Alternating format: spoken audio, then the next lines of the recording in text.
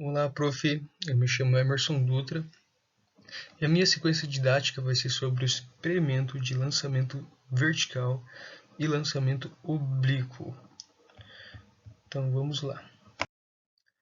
Bom, primeiramente, esse experimento ele vai ser realizado de forma remota, com os alunos, supondo que eu estou em uma videoaula com os alunos, eu estou remotamente, estou distante. Então esse experimento ele vai ser realizado por meio do nosso simulador, que é lá da universidade, que eu esqueci o nome agora, mas o nome dele é PHIT, Então temos esse simulador aqui.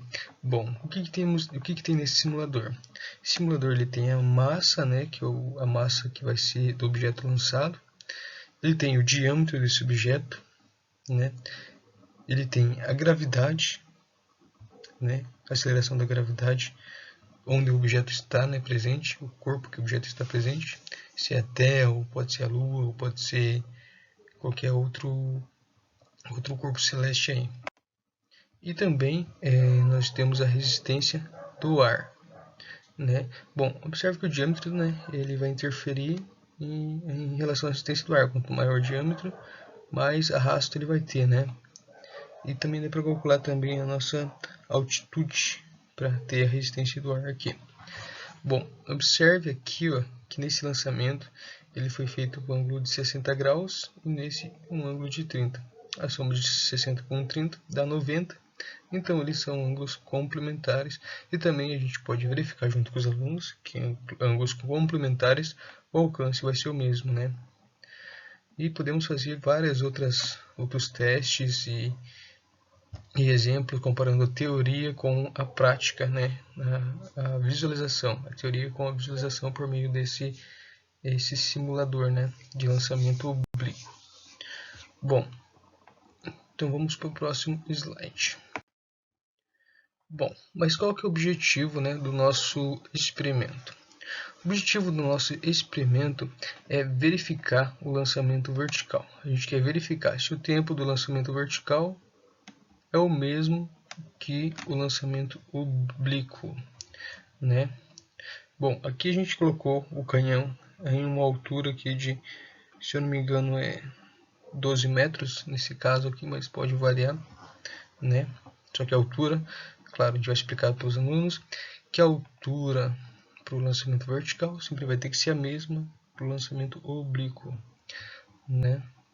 Então, nesse módulo, nessa parte, eles vão fazer a coleta dos dados. O que seria a coleta dos dados, Seria então pegar esse ponteirinho, se a gente estivesse lá no site, a gente consegue puxar ele aqui, arrastar e analisar cada pedacinho, Só que nesse caso a gente vai fazer com quatro partes.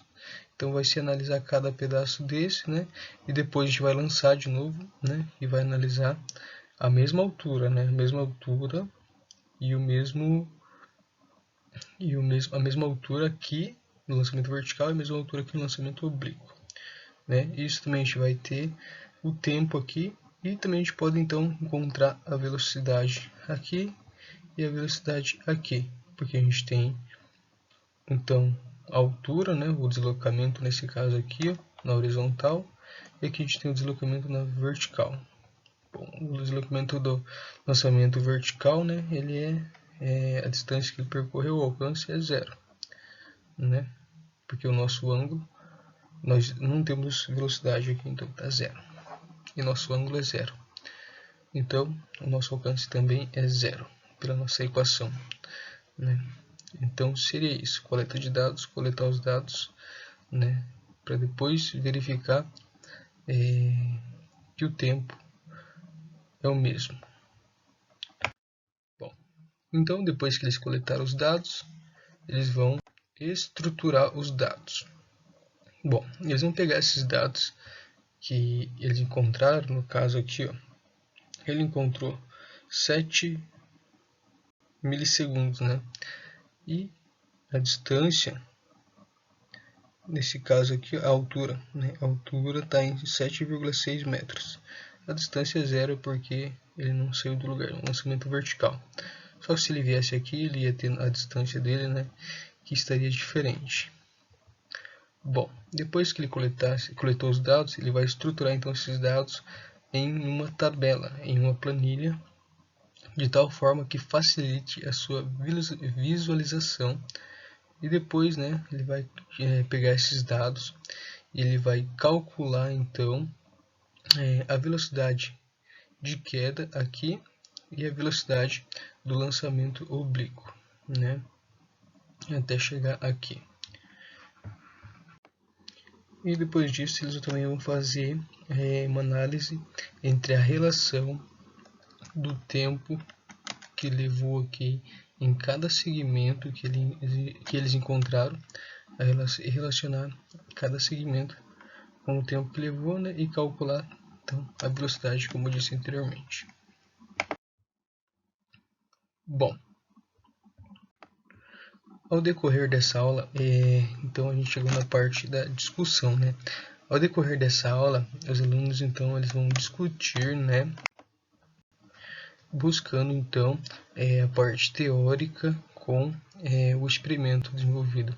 Então eles vão pegar a parte que eles aprenderam na teoria, né, e eles vão verificar então a parte teórica com a parte experimental, né, buscando ali elencar essas duas partes e verificar então que provar, no caso, né, digamos assim, provar, fazer a demonstração experimental de que aquela equação ela se verifica por meio do experimento que eles fizeram. Então, essa foi então a minha sequência didática. Espero que a professora tenha gostado do simulador, tá bom? Se a professora quiser usar, eu posso deixar o link para a professora, tá bom? Então é isso, professora. Tchau, tchau.